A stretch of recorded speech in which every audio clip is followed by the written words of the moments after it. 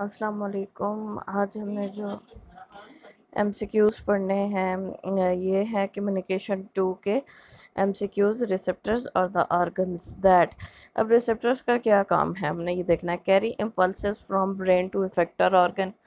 ये काम तो नहीं हो सकता क्योंकि रिसेप्टर का काम तो है स्टिमुलस को रिसीव करना, ठीक है। तो अब ब्रेन से तो मैसेज इफेक्टर तक नहीं ना जाएगा, ये रिसीविंग तो नहीं हुई, ये तो हुआ output. Carry impulses from the environment to the brain. Environment से डेफिनेटली स्टिमुलस जो है वो रिसीव होता है और ब्रेन तक जाता है। Control the environmental conditions of the animal. Environmental condition animal की तो कभी भी रिसेप्टर कंट्रोल नहीं करेगा। Carry none of the above reactions. तो इसका जो एग्जैक्ट आंसर है वो है carry impulses from environment to the brain. Some scientists suggest that chemical messengers may initially have evolved in a single-celled organism to coordinate feeding और reproduction. तो कुछ scientist suggest करते हैं कि ये जो केमिकल मैसेंजर्स इवॉल्व हुए थे इनका अर्ली काम क्या था, या फीडिंग था या फिर रिप्रोडक्शन था। A chemical that act on the nearby cell is called the local chemical messenger. जो अपने साथ वाले सेल्स के ऊपर काम करेगा केमिकल उसे आप कहेंगे लोकल केमिकल मैसेंजर। In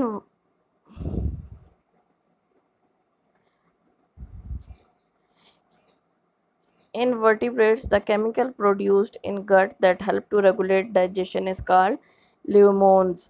ल्यूमोन्स गट के अंदर मौजूद होते हैं और ये डाइजेशन के अंदर हेल्प करते हैं।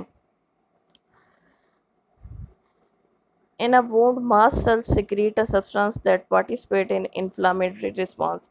इन्फ्लामेटरी कहते हैं सूजन को, और वुंड ज़ख़म में मास्ट सेल्स क्या प्रोड्यूस करते हैं जिसकी वजह से ज़ख़म वाली जगह पे सूजन आ जाती है, तो वो कंपाउंड है या वो केमिकल है हिस्टामीन, ठीक है। उसके बाद है chemical substances that the terminal end of the axon secrete that either stimulate or inhibit a muscle fiber contraction or an impulse in another neuron. Chemical messengers जो एक्सॉन्स की टर्मिनल एंडिंग सिक्रीट करती हैं, अब उसका काम क्या होता है कि उन्होंने या तो अगले मसल फाइबर की कॉन्ट्रैक्शन को रोक देना है या फिर नर्व इम्पल्स जनरेट करवा देनी है न्यूरॉन में, ठीक है। तो अब इसमें से वो कौन से वो केमिकल का नाम क्या होगा।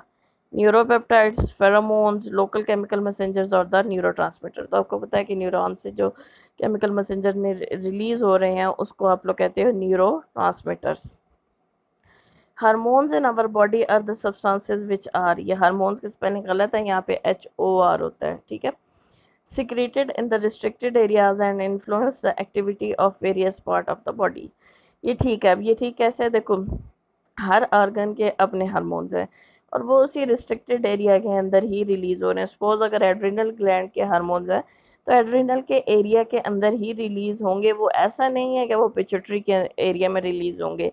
लेकिन अब इसका मकसद मतलब ये भी नहीं है कि एड्रिनल के एरिया में हार्मोन्स अगर रिलीज हुए हैं तो वो उसी एरिया में काम करेंगे, नहीं, बल्कि वो पूरी बॉडी के फंक्शंस को इन्फ्लुएंस करेंगे। उसके बाद है what is true for hormones. इसमें से हार्मोन्स के लिए करेक्ट ऑप्शन कौन सा है। They are always taken with the food and never synthesised in the body. Hormone भाई कभी भी खुराक में नहीं लिए जाते और ये हमेशा बॉडी में ही सिंथेसाइज होते हैं, तो पहला तो ऑप्शन हो गया गलत। They are never present in our food and always synthesised in the body. ये कभी भी फूड में मौजूद नहीं होते और इन्हें हमेशा बॉडी के अंदर बनाया जाता है। They have high molecular weight and can not diffuse through cell membrane. इनका मॉलिक्यूलर वेट हाई है और ये सेल मेम्ब्रेन के अंदर डिफ्यूज़ नहीं कर सकते। ये भी गलत है क्योंकि अगर इनका मॉलिक्यूलर वेट इतना हाई होता कि सेल मेम्ब्रेन के अंदर डिफ्यूज़ ना कर सकते तो ये बॉडी के अंदर फंक्शन ही ना परफॉर्म कर सकते, क्योंकि ये सेल के अंदर जाके काम करते हैं।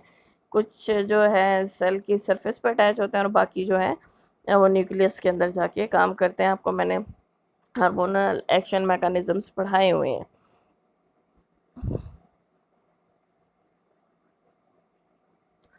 Which one is a neurotransmitter. इसमें से न्यूरोट्रांसमीटर कौन सा है। नाइट्रिक ऑक्साइड भी है, एसिटाइल कोलिन भी है, ल्यूमन नहीं है भाई। ये ल्यूमोन्स जो हैं ये डाइजेशन के अंदर इन्वॉल्व हैं। Name the hormone which induces powerful uterine contraction during the delivery of the offspring, that is oxytocin. In mammals, certain nerve cells in the hypothalamus release that cause the pituitary gland to release the hormone oxytocin. Neuropeptides release होते हैं mammal के brain में से, hypothalamus से, और वो neuropeptides act करेंगे pituitary gland पे, और पिट्यूटरी ग्लैंड फिर क्या रिलीज करेगा? Oxytocin. Chemically hormones are both proteins and steroids. Hormone की दो तरह की नेचर है, प्रोटीन्स और स्टीरॉइड्स. और ये जो थायराइड के हार्मोन है इनको भी वैसे आप अमीन्स में लेते हैं. ये टायरोसिन डेरिवेटिव है, टायरोसिन भी अमीनो एसिड है. Name of the chemical messenger released to the exterior of the one animal that affect the behavior of another individual of the same species. इस केमिकल का भी नाम बताओ कि जो एक एनिमल से रिलीज होता है और वो उसी स्पीशी के दूसरे एनिमल का बिहेवियर चेंज कर देता है. तो ये हैं pheromones. Hormones that the thyroid gland secrete are the amines. The cortex of the adrenal gland secretes steroids. ठीक है, एड्रीनल ग्लैंड के जो कॉर्टिकल रीजन, एड्रीनल ग्लैंड के जो हार्मोन्स हैं ना वो हैं स्टीरॉइड इन नेचर. ये बात याद रख लेना. Name the system in which the feedback system regulate the chemical messengers in their short and long term coordination of the body function to maintain the homeostasis. अच्छा, अब ये देखो, ये कह रहे हैं कि होम्योस्टेसिस मेंटेन होनी है, उसमें केमिकल मैसेंजर्स शॉर्ट और लॉन्ग टर्म जो है ये मेंटेनेंस करें होम्योस्टेसिस की. नर्वस सिस्टम की, ठीक है, न्यूरॉन्स क्योंकि इतनी लॉन्ग नहीं होती हैं, तो मोस्टली जो नर्वस कोऑर्डिनेशन है वो शॉर्ट डिस्टेंस की होती है. एंडोक्राइन जो है वो लॉन्ग की है. लेकिन आपके क्वेश्चन में कि शॉर्ट और लॉन्ग दोनों, तो फिर आपका जो करेक्ट ऑप्शन बनेगा वो बनेगा न्यूरो एंडोक्राइन सिस्टम. ये दोबारा ऊपर ऑप्शन है, ये न्यूरो एंडोक्राइन सिस्टम. अच्छा, उसके बाद है in a target cell the hormones help to control the biochemical reactions in which of the following ways. अब यहाँ पे हमने हार्मोन का मैकेनिज्म ऑफ एक्शन देखना है कि हार्मोन काम किस तरह से करता है. A hormone can increase the rate at which other substances enter और लीव द सेल. बिल्कुल ठीक है. It can stimulate a target cell to synthesize enzymes, proteins और other substances. ये भी ठीक है, टारगेट सेल पर काम करता है और वहाँ पे वो एंजाइम और प्रोटीन वगैरह की प्रोडक्शन इंक्रीज हो जाती है. इट कैन प्रॉम्प्ट कहते हैं बढ़ा देना, ये इंक्रीज कर देना. टारगेट सेल टू एक्टिवेट और suppress existing cellular enzyme. Target cell पे जब ये काम करता है तो या तो उसको एक्टिवेट करेगा या सप्रेस रोक देगा अगर वो पहले से कोई सेल के एंजाइम बना रहे. तो option D is correct. Thyroxine is a hormone. Thyroxine hormone है.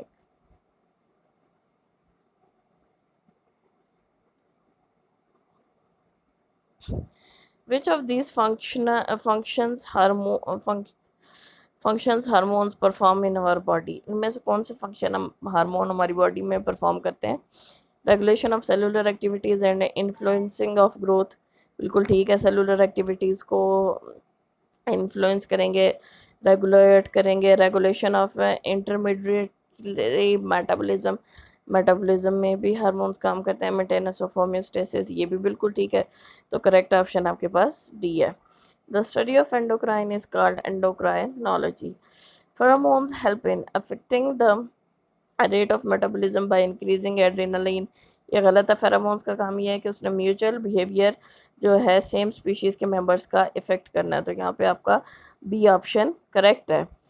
Promotion of thyroid growth and synthesis as well as the release of hormones from it is controlled by TSH. Thyroid growth, ये thyroid की growth और thyroid hormone secretion जो है इसको कौन control कर रहा है? TSH, thyroid stimulating hormone. और ये रिलीज कहाँ से होता है? पिट्यूटरी ग्लैंड से. Hormones differ from enzymes in the respect that they. अच्छा, अब हार्मोन एंजाइम से फ़र्क कैसे हैं? They are found only in the animals. तो एंजाइम्स भी एनिमल्स में हैं और हार्मोन्स भी हैं, ये भी गलत है. They are found only in plants. Plants में हार्मोन्स नहीं होते, इस बात को याद रखना है. They are used completely in metabolism. Enzyme use नहीं होता मेटाबॉलिज्म के अंदर, लेकिन हार्मोन्स यूज़ हो जाते हैं. ओके, उसके बाद endocrine glands are those which secrete their fluid directly into the blood. ये डक्टलेस होते हैं, ये अपनी सिक्रीशन जो है, ये हार्मोन्स जो है उन्हें ब्लड के अंदर रिलीज़ करेंगे और ब्लड फिर टारगेट एरिया तक लेके जाता है।